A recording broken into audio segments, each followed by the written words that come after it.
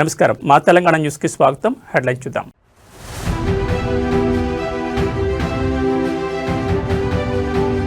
అంతర్జాతీయ వేదికగా మేడారం, వనదేవతల చెంత న్యూజిలాండ్ మావోరి గిరిజనుల హకానృత్యం.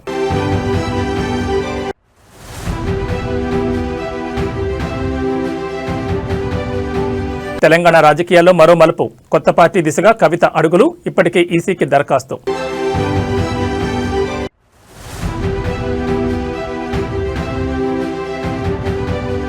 హార్వర్డ్లో స్టూడెంట్ రేవంత్ రెడ్డి, మంచు తుఫాన్లోనూ ఆగాను నాయకత్వ పాఠాలు.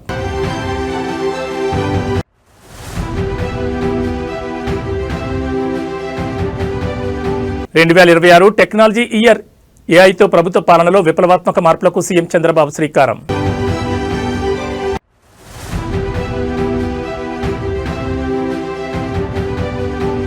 అమెజాన్లోని ఆగన్ లేఆఫ్స్, కల్చర్ పేరుతో 30,000 మంది ఉద్యోగులపై వేటు వేస్తున్న సీఈఓ ఆండీ జోసీ. ఇక డీటెయిల్స్ చూస్తే, తెలంగాణ రాజకీయాల్లో గత కొన్ని రోజులుగా జరుగుతున్న పరిణామాలు, ముఖ్యంగా ముఖ్యమంత్రి రేవంత్ రెడ్డి విదేశీ పర్యటనలో ఉన్న సమయంలో డిప్యూటీ సీఎం భట్టి విక్రమార్క నిర్వహించిన మంత్రుల సమావేశం పెద్ద చర్చకు దారితీసింది. దీనిపై పీసీసీ అధ్యక్షుడు మహేష్ కుమార్ గౌడ్ కీలక వ్యాఖ్యలు చేశారు. ఢిల్లీలో కాంగ్రెస్ ప్రధాన కార్యదర్శి కేసీ వేణుగోపాల్తో భేటీ అయిన అనంతరం మహేష్ కుమార్ గౌడ్ మీడియాతో మాట్లాడారు. ప్రభుత్వంలో ఎలాంటి విభేదాలు లేవని ఆయన కుండబద్దలు కొట్టారు. సీఎం విదేశాల్లో ఉన్నప్పుడు రాష్ట్ర పరిపాలన స్తంభించకూడదని, ఆ ఉద్దేశంతోనే భట్టి విక్రమార్క మంత్రులతో సమావేశమయ్యారని ఆయన సమర్థించారు. దీనిపై అనవసర రగడ వద్దని సూచించారు. గడిచిన 10 ఏళ్ల బీఆర్ఎస్ పాలనలో జరిగిన అవకతవకలపై విచారణ జరగాల్సిందేనని డిమాండ్ చేశారు. ముఖ్యంగా ఫోన్ ట్యాపింగ్ వ్యవహారంలో దోషులెవరిని వదిలిపెట్టకూడదని, అందరికీ నోటీసులు ఇవ్వాలని కోరారు. ఎమ్మెల్సీ కవిత కాంగ్రెస్లోకి వస్తారనే ప్రచారానికి ఆయన గట్టిగా చెక్ పెట్టారు. ఆమె తమ పార్టీకి అవసరం లేదనే మాటకు తాను ఇప్పటికీ కట్టుబడి ఉన్నారని స్పష్టం చేశారు. హరీష్ రావు, కేటీఆర్ కాంట్రాక్టుల వ్యవహారంలో కవితే స్వయంగా కీలక విషయాలు వెల్లడించారని ఆయన ఈ సందర్భంగా గుర్తు చేశారు. ముఖ్యమంత్రి రేవంత్ రెడ్డి విదేశీ పర్యటన ముగించుకుని వచ్చిన తర్వాత రాష్ట్రంలోని తాజా రాజకీయ పరిణామాలపై హైకమాండ్తో సమగ్రంగా చర్చిస్తామని పీసీసీ బాస్ వెల్లడించారు. మొత్తానికి ఈ వ్యాఖ్యలతో పార్టీలో మరియు ప్రభుత్వంలో అంతా సవ్యంగానే ఉందనే సంకేతాన్ని కేడర్కు పంపే ప్రయత్నం చేశారు మహేష్ కుమార్ గౌడ్.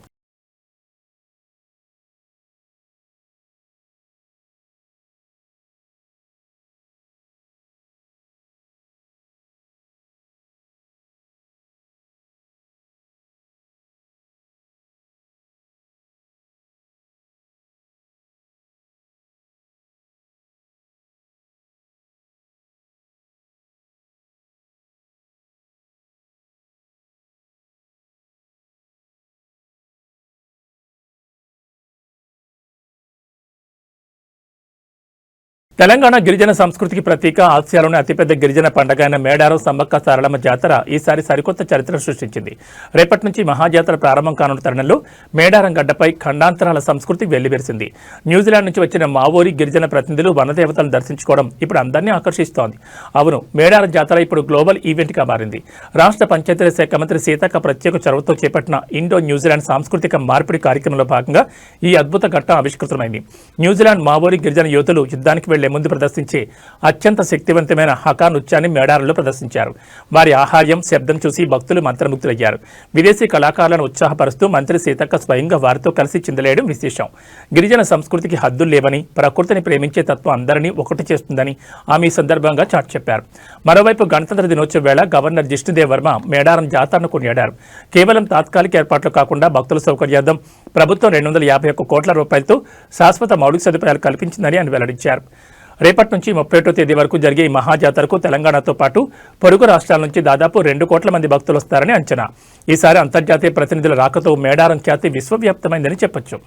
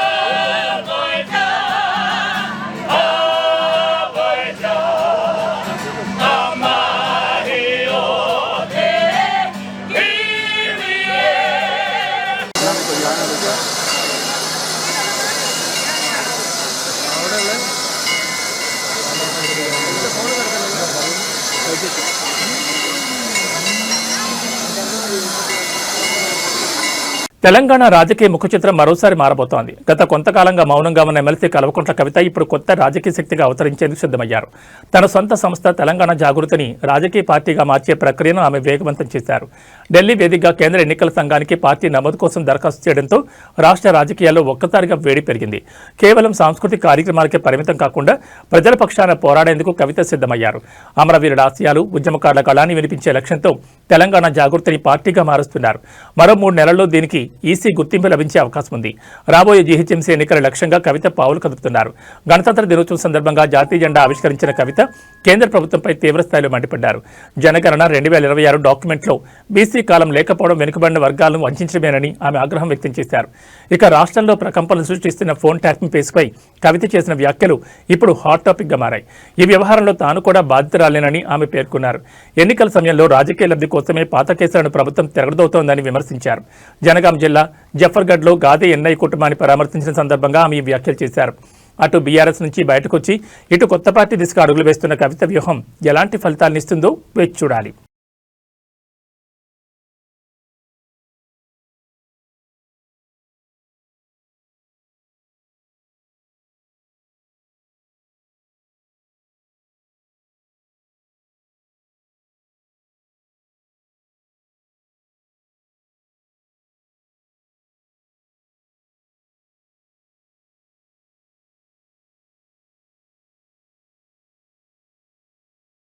తెలంగాణ ముఖ్యమంత్రి రేవంత్ రెడ్డి ఇప్పుడు సరికొత్త అవతారం ఎత్తారు. పాలనలో దూకుడు ప్రదర్శించే ఆయన ఇప్పుడు ప్రపంచ ప్రఖ్యాత హార్వర్డ్ విశ్వవిద్యాలయంలో పాఠాలు వింటున్నారు.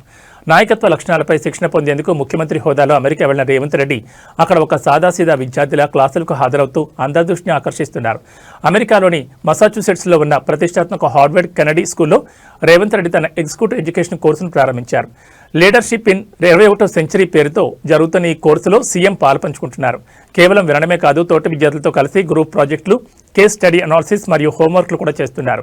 ఉదయం 7 గంటల నుంచే ఆయన క్లాసుల్లో నిమగ్నమవుతున్నారు. ప్రస్తుతం బోస్టన్ ప్రాంతాన్ని ఫ్రెడ్ అనే భీకర మంచు తుఫాను వణికిస్తోంది. -20 చలి, 2 అడుగుల మేర పేరుకుపోయిన మంచు ఉన్నప్పటికీ రేవంత్ రెడ్డి ఏమాత్రం వెనక్కి తగ్గకుండా తన తరగతులకు హాజరవుతున్నారు. స్వతంత్ర భారత్ చరిత్రలో ఒక ముఖ్యమంత్రి పదవిలో ఉండగా ఐవీ లీగ్ యూనివర్సిటీలో ఇలాంటి కోర్సుల్లో చేరడం ఇదే తొలిసారని సీఎం కార్యాలయం వెల్లడించింది. అయితే ముఖ్యమంత్రి హార్వర్డ్ వెళ్లడంపై రాజకీయంగా విమర్శలు రేగుతున్నాయి. నాయకత్వం అనేది క్షేత్రస్థాయిలో ప్రజల మధ్య ఉండి నిరూపించుకోవాలి కానీ విదేశీ యూనివర్సిటీలో కాదని బీజేపీ నేత ఎన్వీ సుభాష్ ఎద్దేవా చేశారు. రాష్ట్ర ఖజానాపై భారం వేస్తూ వ్యక్తిగత ఆకాంక్షల కోసం ఈ పర్యటన చేస్తున్నారని ఆయన ఆరోపించారు.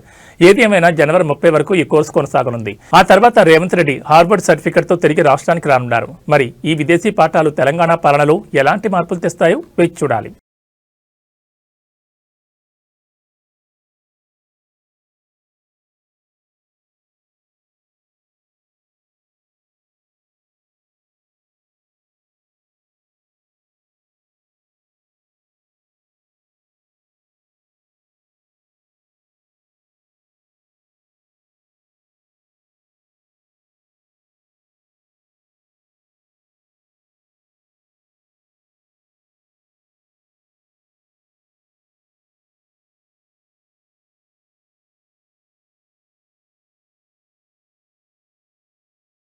ఉమ్మడి వరంగల్ జిల్లా బీజేపీలో ఒక్కసారిగా ప్రకంపనలు మొదలయ్యాయి. గత లోక్సభ ఎన్నికలకు ముందు గులాబీ జెండాను వీడి కాషాయ కండువా కప్పుకున్న కీలక నేత ఆరూరు రమేష్ ఇప్పుడు మళ్లీ వెనక్కి మళ్లారు. బీజేపీ ప్రాథమిక సభ్యత్వానికి రాజీనామా చేస్తున్నట్లు ప్రకటించిన ఆయన తన ఇంటి పార్టీ అయిన బీఆర్ఎస్లోకి తిరిగి వెళ్తున్నట్లు క్లారిటీ ఇచ్చారు. వర్ధనపేట మాజీ ఎమ్మెల్యే ఆరూరు రమేష్ నిర్ణయంతో వరంగల్ బీజేపీకి గట్టి ఎదురుదెబ్బ తగిలింది. గత కొంతకాలంగా బీజేపీలో కొనసాగుతున్న ఆరూరి బీఆర్ఎస్ అధిష్టానం ఆహ్వానం మేరకు మళ్లీ ఆ పార్టీలో చేరాలని నిర్ణయించుకున్నారు. తన రాజీనామా ప్రకటనను విడుదల చేస్తూ ఇంతకాలం తను సహకరించిన బీజేపీ నేతలకు కృతజ్ఞతలు తెలిపారు. పలువురు ముఖ్య అనుచరులు, కార్యకర్తలతో కలిసి ఆయన ఎల్లుండి అధికారికంగా బీఆర్ఎస్ కండువా కప్పుకోనున్నారు. గతంలో బీఆర్ఎస్ జిల్లా అధ్యక్షుడిగా పనిచేసిన ఆరూరి రమేష్ గత లోక్సభ ఎన్నికల్లో బీజేపీ తరఫున పోటీ చేసి 2వ స్థానంలో నిలిచారు. అయితే అక్కడ ఎమ్మెల్యేకపోయారో లేక రాజకీయ సమీకరణాలు మారాయో కానీ మళ్లీ గులాబీ దళంలో చేరేందుకు సిద్ధమయ్యారు. రాబోయే మున్సిపల్ ఎన్నికల వేళ ఆరూరి రమేష్ లాంటి బలమైన నేత మళ్లీ బీఆర్ఎస్లోకి రావడం ఉమ్మడి వరంగల్ జిల్లాలో బీఆర్ఎస్కు కొత్త జోష్నిస్తుందని రాజకీయ విశ్లేషకులు భావిస్తున్నారు. ఈ పరిణామంపై బీజేపీ జిల్లా నాయకత్వం ఎలా స్పందిస్తుందో వేచి చూడాలి.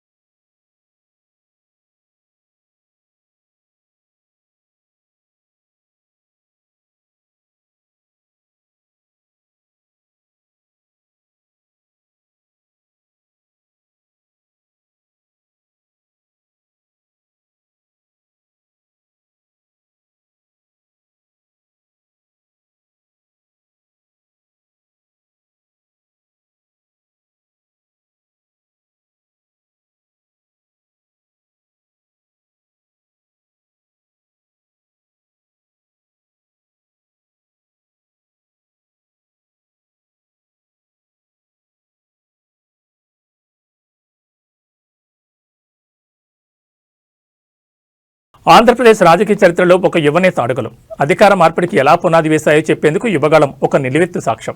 నారా లోకేష్ చేపట్టిన చారిత్రాత్మక యువగళం పాదయాత్ర ప్రారంభమై నేటికి సరిగ్గా 3 ఏళ్లు పూర్తయింది. ఈ సందర్భంగా మంగళవారం మంగళగిరిలోని టీడీపీ కేంద్ర కార్యాలయం ఎన్టీఆర్ భవన్లో పండగ వాతావరణం నెలకొంది. మంగళవారం ఉదయం ఎన్టీఆర్ భవన్కు చేరుకున్న మంత్రి నారా లోకేష్ కు పార్టీ నేతలు కార్యకర్తలు ఘన స్వాగతం పలికారు. కేక్ కట్ చేసి మిఠాయిలు పంచుకుంటూ ఈ 3 ఏళ్ల ప్రస్థానాన్ని గుర్తు చేసుకున్నారు. 2023 జనవరి 27న కుప్పంలో మొదలైన ఈ యాత్ర 226 రోజుల పాటు 3132 కిలోమీటర్ల మేర సాగింది. లోకేష్ అడుగుపెట్టిన 97 నియోజకవర్గాల్లో ఏకంగా 90 స్థానాల్లో కూటమి అభ్యర్థులు విజయం సాధించడం ఈ యాత్ర పవర్ ఏంటో నిరూపించిందని నేతలు కొనియాడారు. 11 ఉమ్మడి జిల్లాలు 2000కు పైగా గ్రామాల మీదుగా సాగిన ఈ ప్రయాణంలో లోకేష్ సామాన్యుల కష్టాలను స్వయంగా విని వారికి భరోసా ఇచ్చారు. యువతలో స్ఫూర్తి నింపడమే కాకుండా అప్పటి ప్రభుత్వ వ్యతిరేకతను ఓట్ల రూపంలోకి మార్చడంలో యువగళం సక్సెస్ అయిందని విశ్లేషకులు భావిస్తున్నారు. వేడుకల్లో పార్టీ రాష్ట్ర అధ్యక్షుడు పల్లా శ్రీనివాసరావు, మంత్రులు అచ్చెన్నాయుడు, కొల్లు రవీందర్తో పాటు పలువురు ఎంపీలు, ఎమ్మెల్యేలు పాల్గొని లోకేష్ కు ప్రత్యేక అభినందనలు తెలిపారు. ప్రజాక్షేత్రంలో లోకేష్ ను ఒక పరిణితి చెందిన నాయకుడిగా నిలబెట్టిన యువగళం తెలుగుదేశం పార్టీ కేడర్లో నింపిన ఊపు ఇప్పుడు ప్రభుత్వ పాలనలోనూ ప్రతిబింబిస్తోందని పార్టీ వర్గాలు ధీమా వ్యక్తం చేస్తున్నాయి.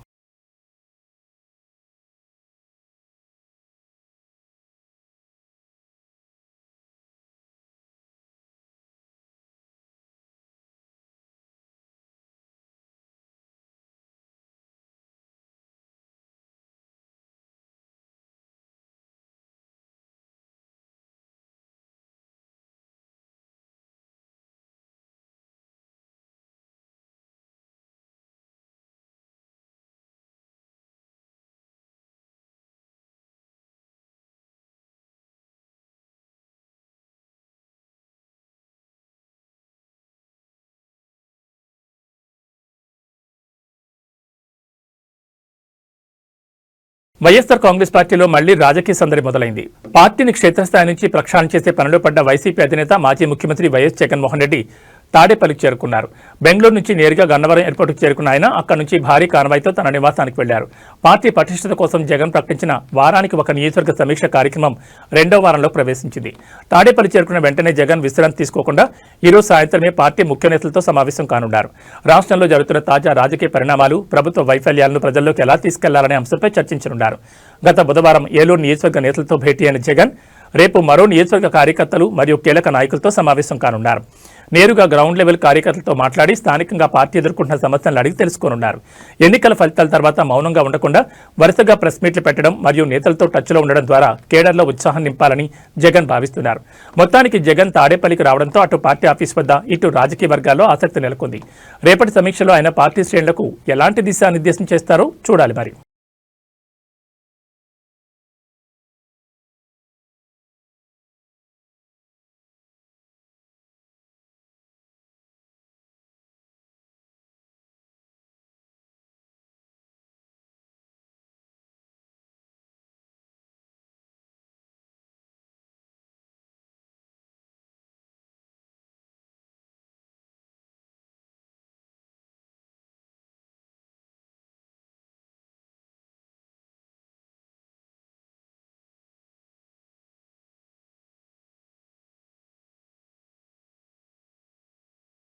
సినిమా ఇండస్ట్రీలో తనదైన శైలిలో గుర్తింపు పొందిన నిర్మాత బండ్ల గణేష్ ఇప్పుడు భక్తి మార్గంలో సాగుతున్నారు. తన అభిమాన నేత చంద్రబాబు నాయుడు మళ్లీ ముఖ్యమంత్రి కావాలని ఆయన గతంలో మొక్కుకున్న మొక్కును తీర్చుకునేందుకు తిరుమలకు పాదయాత్ర చేపట్టారు.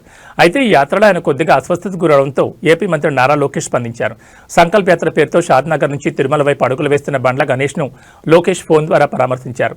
సుదీర్ఘ పాదయాత్ర కారణంగా బండ్ల గణేష్ కాలు నొప్పితో ఇబ్బంది పడుతున్నట్టు తెలుసుకున్న లోకేష్ ఆయన ఆరోగ్య పరిస్థితిని అడిగి తెలుసుకున్నారు.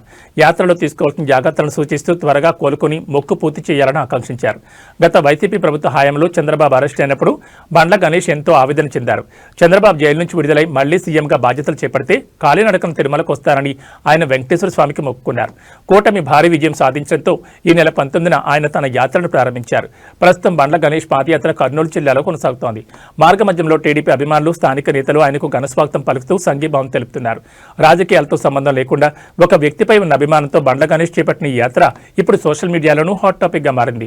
లోకేష్ స్వయంగా ఫోన్ చేసి మాట్లాడడంపై బండ్ల గణేష్ హర్షం వ్యక్తం చేశారు.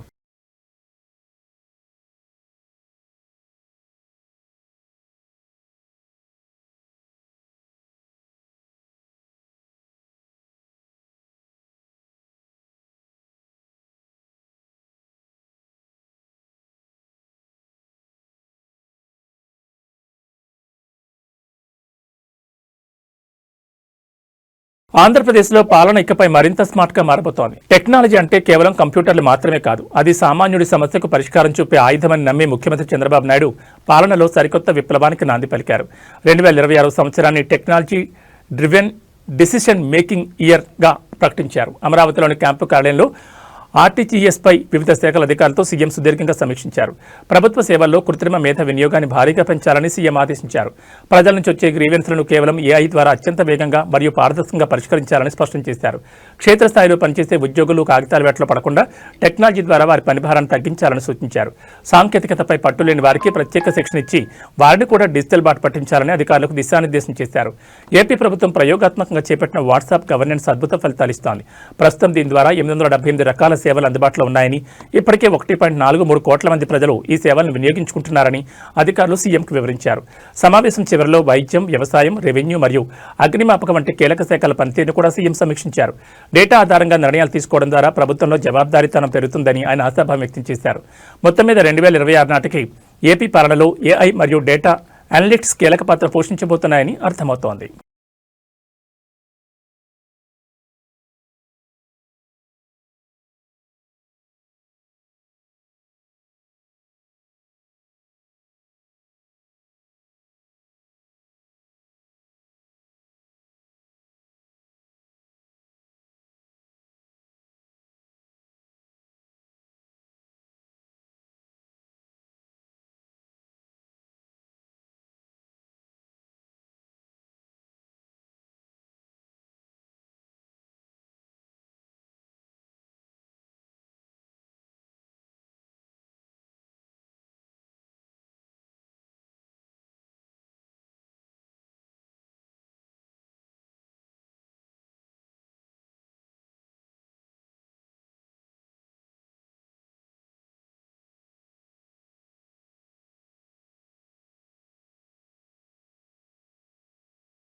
మీరు ఇయర్ బడ్స్ వాడుతున్నారా? గంటల తరబడి చెవిలో పెట్టుకోవడం వల్ల నొప్పిగా అనిపిస్తోందా? అయితే మీకోసమే రియల్మీ ఒక క్రేజీ ఆవిష్కరణలో ముందుకొస్తోంది. ఇప్పటి వరకు మనం చెవి లోపల దూచుకునే ఇయర్ బడ్స్ చూసాం, కానీ రియల్మీ ఇప్పుడు క్లిప్ తరహాలో చెవికి తగిలించుకునే సరికొత్త రియల్మీ బడ్స్ క్లిప్ను లాంచ్ చేయబోతోంది. ఇది కేవలం స్టైల్ మాత్రమే కాదు, ఆరోగ్యాన్ని కూడా ఎంతో మేలు చేస్తోందంటోంది కంపెనీ. సాధారణంగా ఇయర్ బడ్స్ ఎక్కువసేపు వాడితే చెవిలో గాలి ప్రసరణ లేక ఇన్ఫెక్షన్లు వచ్చే అవకాశం ఉంటుంది. ఈ సమస్యకు పరిష్కారమే ఈ ఓపెన్ ఇయర్ ఆడియో డివైస్. ఈ బడ్స్ చెవి కాలువను మూసేవు, చెవి బయటి వైపు క్లిప్ లాగా తగిలించుకోవచ్చు. దీనివల్ల పాటలు వింటూనే చుట్టుపక్కల ఏం జరుగుతుందో కూడా గమనించవచ్చు. ముఖ్యంగా రోడ్డుపై నడిచేటప్పుడు లేదా డ్రైవింగ్ చేసేటప్పుడు ఇది చాలా సురక్షితం. ఇవి కేవలం 5.3 గ్రాముల బరువుతో చాలా తేలిగ్గా ఉంటాయి. టైటానియం ఆధారిత మెమరీ మెటల్తో తయారు చేయడం వల్ల ఏ సైజ్ చెవికైనా ఇవి కంఫర్టబుల్గా సెట్ అయిపోతాయి. ఓపెన్ డిజైన్ అయినప్పటికీ సౌండ్ క్వాలిటీలో రియల్మీ రాజీ పడలేదు. ఇందులో dual driver setup, AI sound tuning మరియు స్పేషియల్ ఆడియో వంటి ఫీచర్లు ఉన్నాయి. అంటే సినిమా థియేటర్ లాంటి అనుభూతిని ఇవి అందిస్తాయి. త్వరలోనే మార్కెట్లోకి రానున్న ఈ రియల్మీ బడ్స్ క్లిప్ ఆడియో మార్కెట్లో కొత్త ట్రెండ్ సెట్ చేయడం ఖాయంగా కనిపిస్తోంది.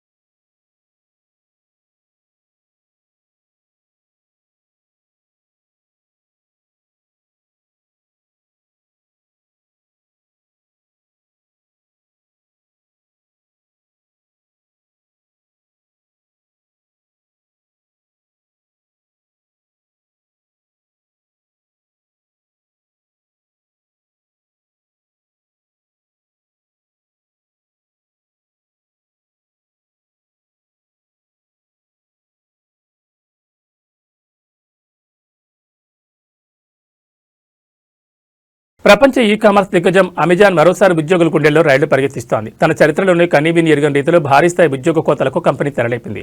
దాదాపు 30,000 మంది కార్పొరేట్ ఉద్యోగులను ఇంటికి పంపే ప్రక్రియలో భాగంగా ఇప్పటికే సగం మందిపై వేటు వేసిన అమెజాన్ ఇప్పుడు 2వ విడత తొలగింపులకు సిద్ధమైంది. అసలు లాభాల్లో ఉన్న కంపెనీ ఇన్ని వేల మందిని ఎందుకు తొలగిస్తోంది? దీని వెనుక ఉన్న అసలు కారణాలేంటి? అమెజాన్ చేపట్టిన ఈ భారీ లే ఆఫ్ వెనుక ఆర్థిక ఇబ్బందుల కంటే సంస్థాగత ప్రక్షాళన ఎక్కువగా కనిపిస్తోంది. 2025 అక్టోబర్లో మొదటి విడతగా 14,000 మందిని తొలగించగా ఇప్పుడు మిగిలిన 16,000 మందిపై వేటు చేసేందుకు రంగం సిద్ధమైంది. ఇది అమెజాన్ కార్పొరేట్ విభాగంలో దాదాపు 10% ఉద్యోగాలకు సమానం. ప్రధానంగా Amazon web services, prime video, retail మరియు హెచ్ఆర్ విభాగాలపై ఈ కోతల ప్రభావం తీవ్రంగా ఉండబోతోంది. సాధారణంగా ఖర్చులు తగ్గించుకోవడానికో లేదా నష్టాలు వచ్చాయనో ఉద్యోగులు తీసేస్తుంటారు. కానీ అమెజాన్ సీఈఓ ఆండీ జాసీ మాత్రం బ్యూరోక్రసీ కారణమని చెప్తున్నారు. మేనేజర్ల సంఖ్య పెరిగిపోవడం వల్ల నిర్ణయాలు తీసుకోవడంలో జాప్యం జరుగుతోందని, అందుకే కంపెనీ నిర్మాణాన్ని సరిచేస్తున్నామని ఆయన వివరించారు. ఈ తొలగింపులకు ఆర్టిఫిషియల్ ఇంటెలిజెన్స్, ఏఐ నేరుగా కారణం కాదని కంపెనీ చెప్తున్నా సంస్థ సామర్థ్యాన్ని పెంచే వ్యూహంలో ఏఐ పాత్ర ఖచ్చితంగా ఉందని నిపుణులు విశ్లేషిస్తున్నారు. అక్టోబర్లో ఉద్యోగం కోల్పోయిన వారికి 90 రోజుల జీతం సెవరెన్స్ ప్యాకేజీగా ఇచ్చిన అమెజాన్ ఇప్పుడు తొలగించే వారికి కూడా అవే ప్రయోజనాలు కల్పించనుంది. డెలివరీ ఏజెంట్లు, గోదాం సిబ్బంది సురక్షితంగా ఉన్నప్పటికీ కార్పొరేట్ స్థాయిలో జరుగుతున్న ఈ మార్పులు టెక్ రంగంలో తీవ్ర చర్చకు దారితీస్తున్నాయి.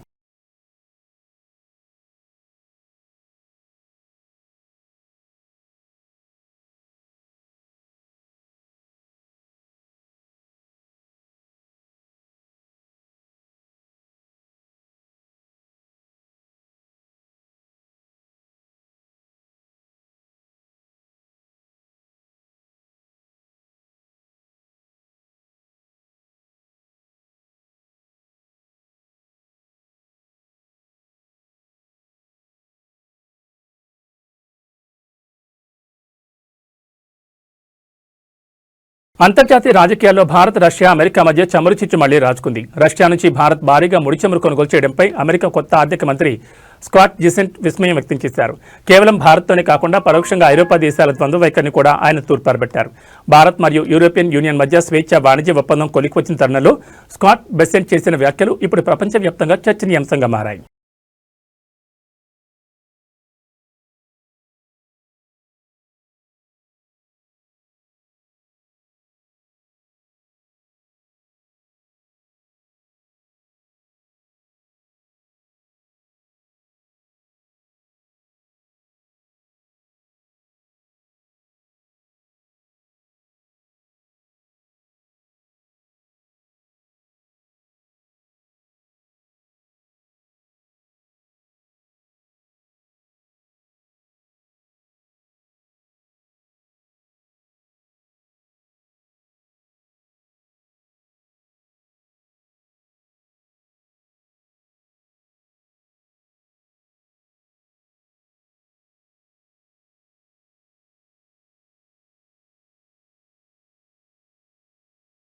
ఇవి బులెటిన్ విశేషాలు. మరో బులెటిన్లో మళ్ళీ కలుసుకుందాం. నమస్కారం.